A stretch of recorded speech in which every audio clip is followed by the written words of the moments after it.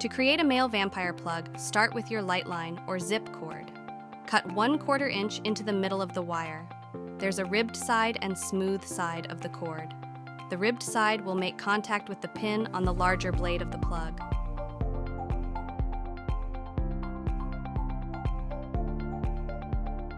Place the end of the cord inside the channel of the plug, with the ribbed side against the larger blade pin.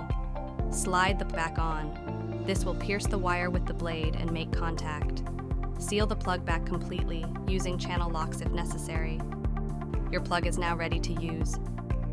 To create a female vampire plug, you will cut 1/4 inch to separate the middle of the wire. Find the larger blade of the plug. The pin from this blade will need to be aligned with the ribbed side of your wire. Place the end of the cord inside the channel of the plug, with the ribbed side against the larger blade pin. Slide the back onto the plug to make contact between the plug pin and wire.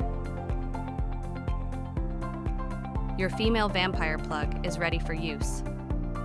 Inline female plugs can be added to light line and zip cord to connect additional plugs along your power line. To create an inline female vampire plug, you can use a female plug with breakaway tabs.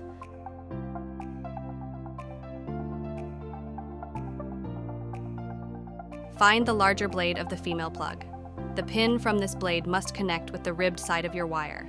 Place the cord inside the channel of the plug with the ribbed side against the larger blade pin.